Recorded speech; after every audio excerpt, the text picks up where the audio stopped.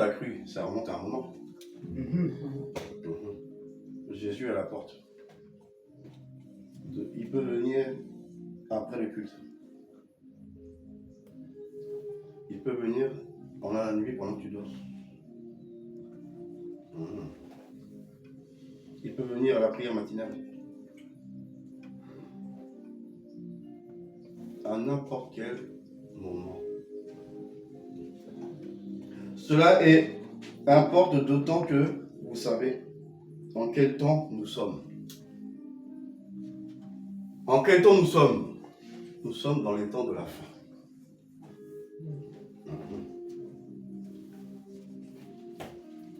Donc, je vais donner l'intitulé pour pas que j'oublie.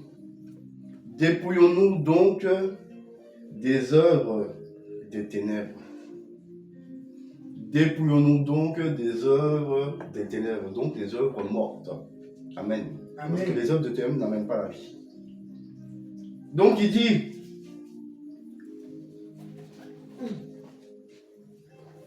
on sait dans quel temps nous sommes. Dans 3 ans, la monnaie numérique est là. En France, hein. Je ne parle pas de l'Afrique. L'Afrique a le temps. L'Afrique n'est pas dans le plan de domination du diable. C'est l'Europe qui est dans sa poche. Dans 3 ans, nous passons à la monnaie numérique. Et que nous dit Apocalypse 13?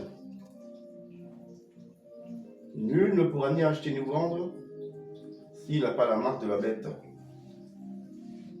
Donc s'il n'y a plus de monnaie numérique, s'il n'y a plus de monnaie physique, et que la monnaie numérique, ça veut dire que tu ne peux plus avoir de carte bleue pour faire un retrait à la banque. Il n'y a plus de billets. Donc, distributeur de billets. Je ne sais pas si tu as remarqué, mais la plupart des distributeurs de billets disparaissent. Pourquoi ils disparaissent? Parce qu'ils ne vont plus servir. Donc, tu vas aller au restaurant ou dans le supermarché, tu prends ta carte bleue et tu payes avec. Mais à retirer l'argent physique, là, c'est fini.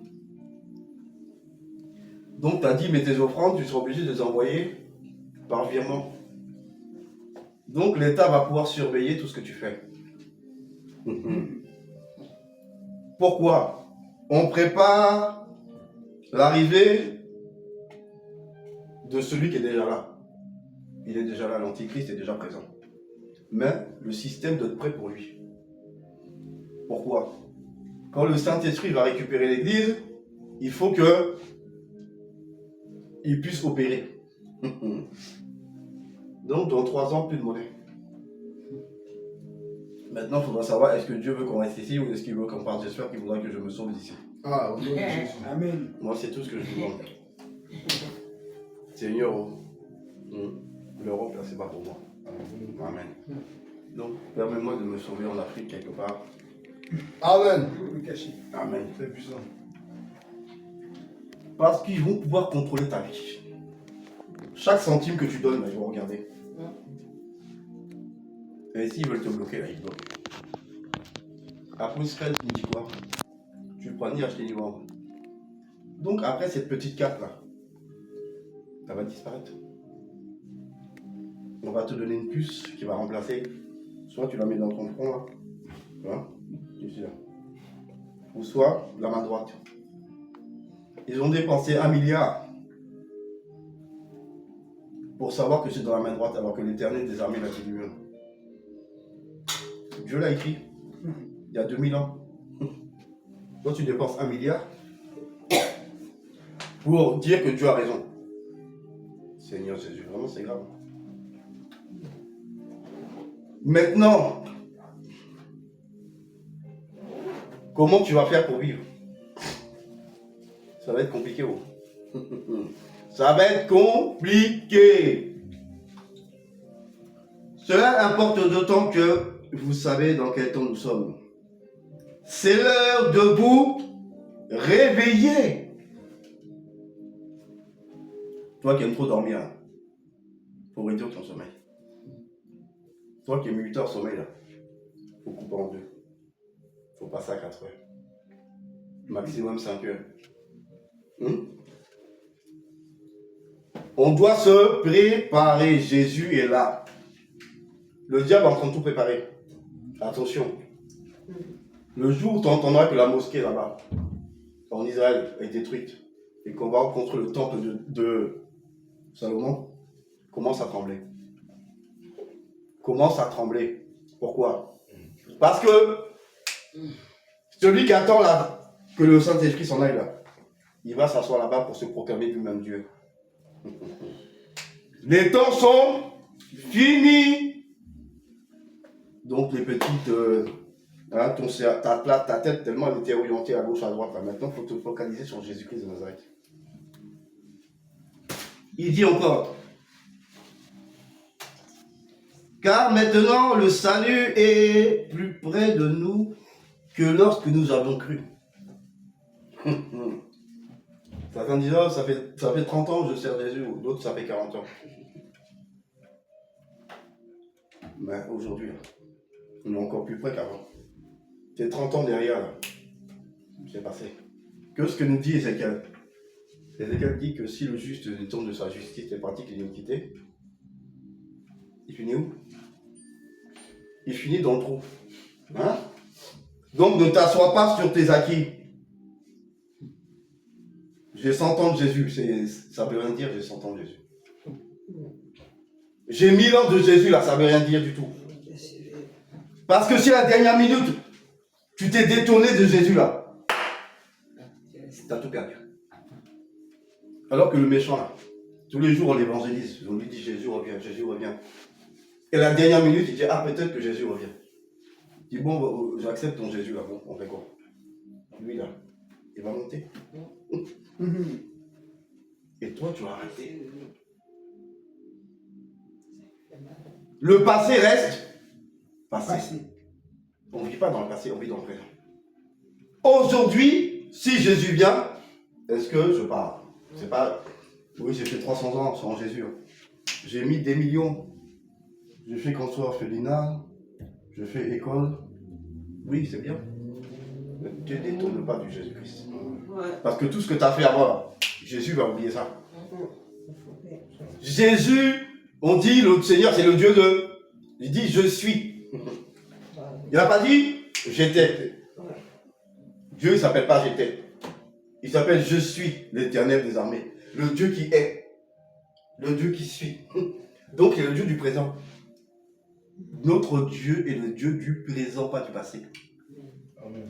Donc, Dieu se conjugue au présent. Je suis aujourd'hui. Si tu entends la voix du Saint-Esprit, n'endurcis pas ton cœur. Mais il ne dit pas hier si tu n'as entendu pas. Non, aujourd'hui. Ça veut dire que quand ça arrive là, il faut attraper la main du Seigneur et partir. Tout se prépare pour que l'autre il s'installe. Nous là, on doit se détacher de ce monde. Si ton cœur est encore attaché là, il faut couper. Parce que quand Jésus va, la trompette sonne là. Jésus vient chercher des vierges quand sages.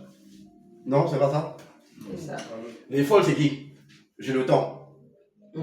J'ai le temps, non, il y a le temps, il y a le temps. Maintenant, j'ai une maison à construire.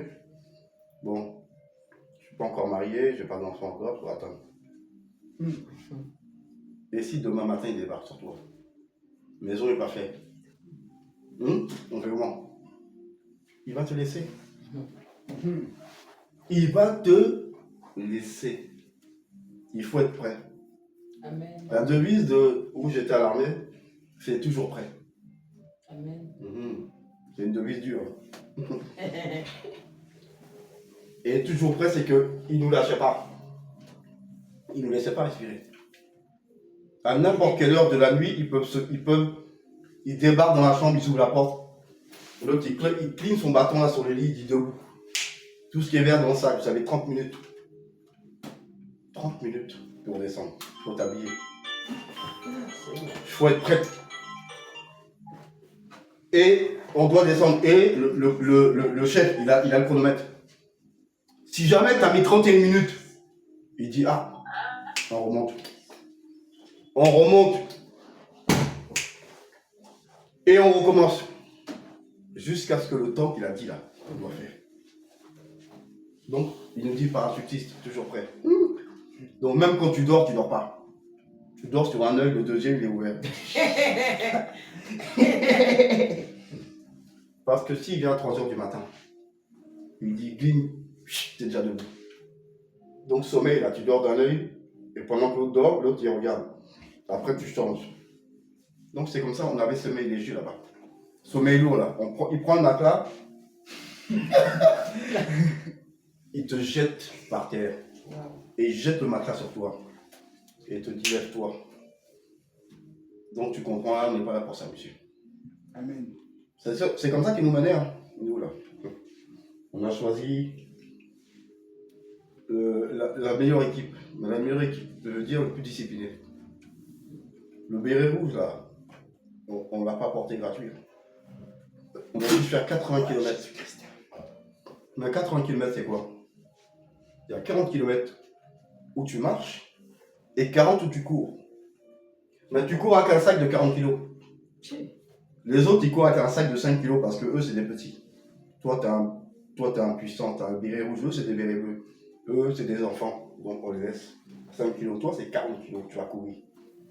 Et pendant 1 heure, 1 km marché, 1 km couru, 1 km. C'est ça. Donc, t'es prêt? Tu veux être parachutiste? Ok. Ici, là, c'est l'école des dieux. Avec Jésus, c'est pareil. Tu n'es pas dans l'école des gens mous. Sommeil, là, il faut couper.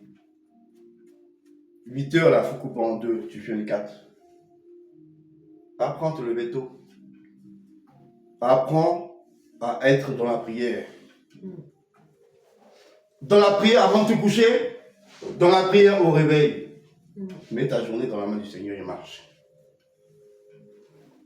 Il dit, plus bas, marchons honnêtement comme en plein jour. Rappelle-toi que Dieu, là, il voit tout. On dit que quelqu'un dans les ténèbres, c'est qu'il cache, il se cache. Dieu, ses yeux, il n'a pas besoin de lumière. Toi, pour voir dans les ténèbres, il faut la lumière. Mais Dieu, ses yeux, il voit tout. Lui, il voit comme la nuit, comme le jour. Jour et nuit, pour lui, c'est la même chose. Tu vois ce qu'ils ont inventé à l'armée? Les lunettes infrarouges. Donc, le gars, la nuit, il te voit comme dans la journée. Tu peux te cacher là, il te voit. Dieu, là, ses yeux sont pareils. Sauf que Dieu, ses yeux, c'est ses yeux à lui qui voient. Donc, on a copié les yeux de Dieu pour voir aussi nous, à l'armée. Donc, où que tu sois caché, Dieu te voit. Tu peux te cacher sous le placard et t'as vu. Mais il voit aussi les pensées.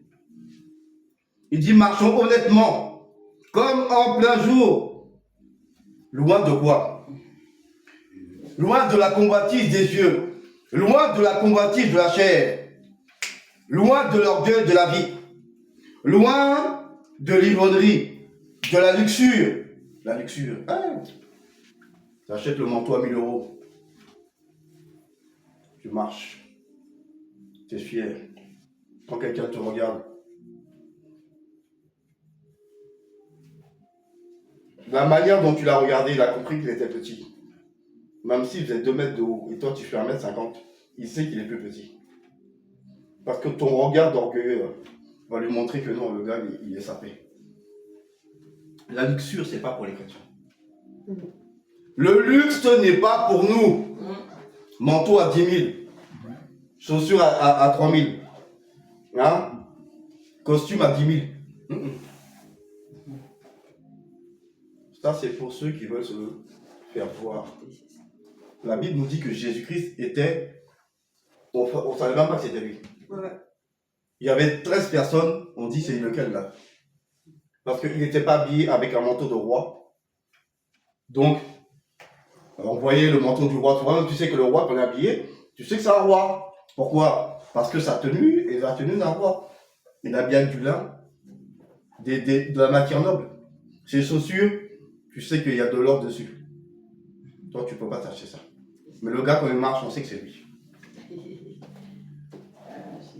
Mais toi, là, quand tu marches, on dirait tu fais partie des riches. Non.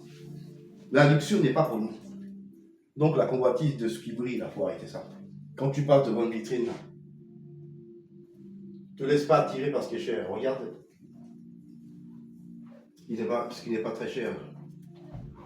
Le pantalon à 20 euros, là, il faut prendre celui-là. Il ne faut pas prendre celui-là à 200 euros. On ne cherche pas à être vu. Les chrétiens sont des gens discrets.